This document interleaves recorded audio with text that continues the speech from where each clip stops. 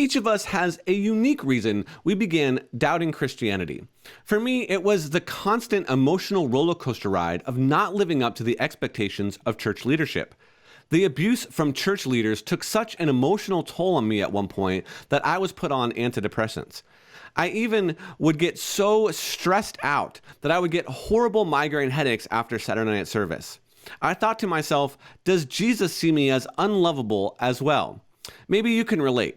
When doubts and questions began to rear their head, I got great counsel from a friend, and I wanted to share that advice with you today.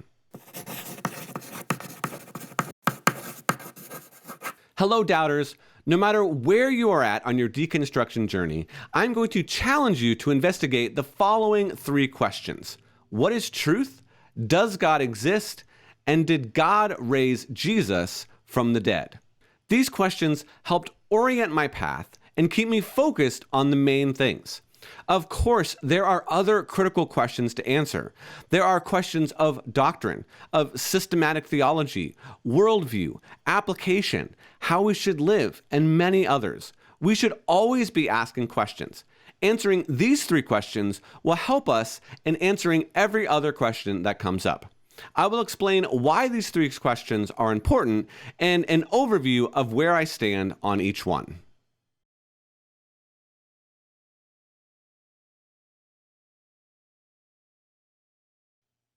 I am continually surprised at how many people I talk to about Jesus who haven't explored this question in any depth at all.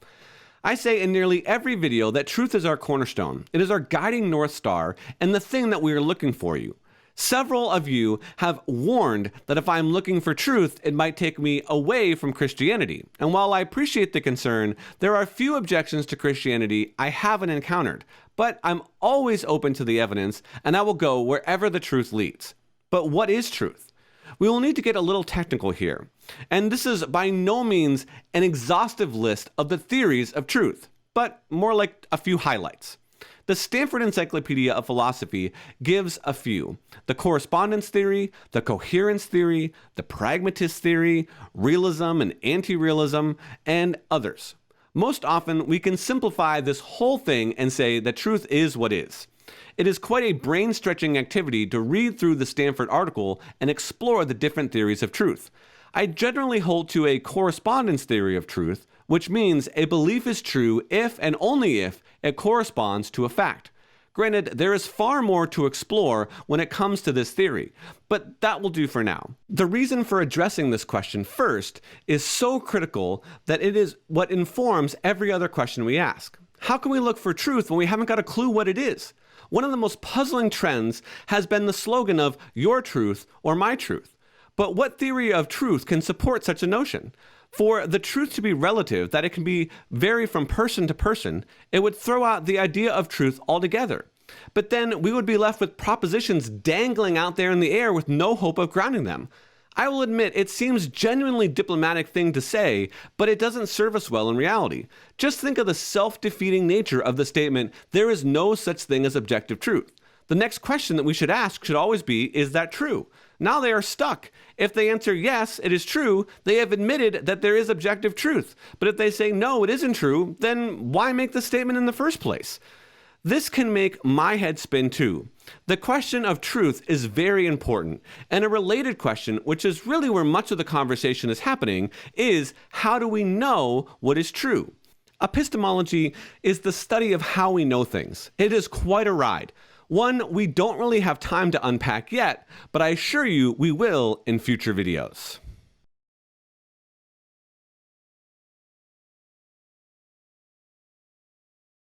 As I began my journey, this was at the heart of my studies. Determining whether or not God exists opened me up to a larger conversation going on everywhere. Throughout history, it has divided nations, households, friendships, and more. It also is essential to note that answering this question can have implications to the first question, what is truth? I will leave out much of the debate for time's sake, but the amount of resources addressing this topic is nearly endless. Getting to the bottom of this question helps us focus our journey.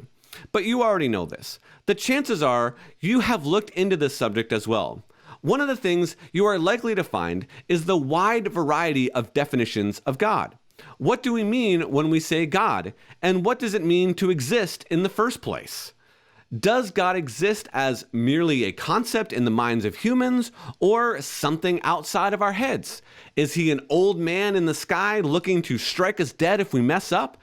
Is he personal or impersonal? Does he love us? And if so, what does that mean? I know I left some important questions out, so let me know in the comments what other questions about the nature of God you have asked yourself. My advice would be to start with a fairly stripped-back definition and add to it as you begin your research. Try your best to clear away some of the definitions that you carry with you. I started with this definition. God is a spaceless, timeless, immaterial, personal, free mind. From there, I moved on to looking at arguments for God's existence. But what does it mean to exist? Well, in the book, The Philosophical Foundations for a Christian Worldview, Dr. Craig and Dr. Moreland give 5 characteristics of an adequate theory of existence, and they are on the screen right now.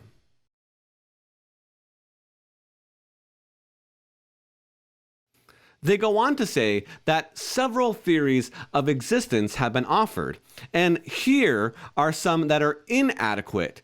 To exist is to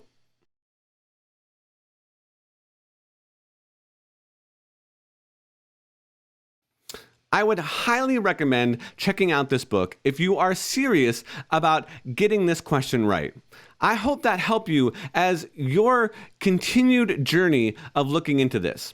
Working out some of these details helped orient and ground my emotional queries and gave me a clear path forward.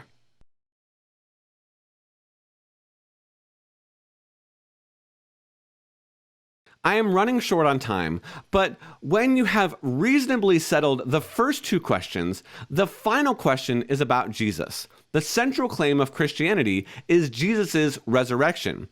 But with the tools in hand, we can turn to the historical question of God raising Jesus from the dead. One of the first things you might encounter is a notion that miracles are so unlikely to occur that they should be almost always dismissed as a reasonable option, or that we should expect more contemporary accounts of a man coming back from the dead because of how extraordinary it would have been. I challenge you to do your own extensive research on the topic. Dr. Mike Licona, a guest on this show, and N.T. Wright wrote massive volumes on this topic and are worth checking out. I'd like to clear away 2 roadblocks that I mentioned. First, the unlikelihood of miracles. Since we have established that God exists, it is entirely possible that God could raise Jesus from the dead.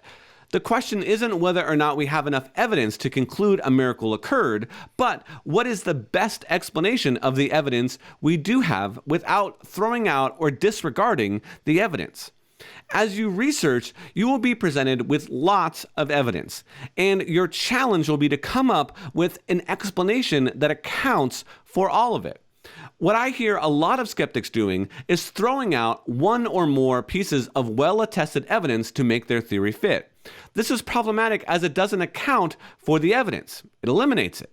Gary Habermas is another expert in this area, and he has found between 3 and 12 facts that the majority of scholars in the field will agree on.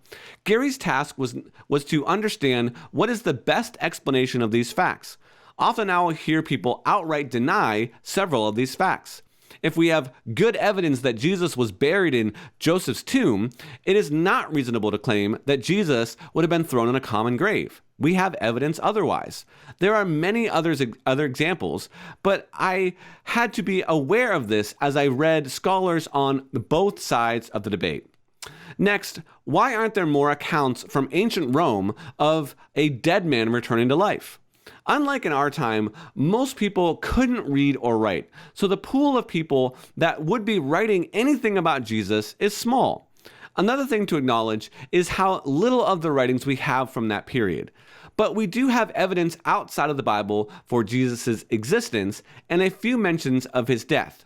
It would be odd for someone to claim that Jesus rose from the dead and not be a Christian, and there are no good reasons to throw out the writings of early Christians as evidence. Most were compiled into the New Testament. Richard Baucham's book, Jesus and the Eyewitnesses, is a great resource, and so is The Evidence for Jesus by R.T. France.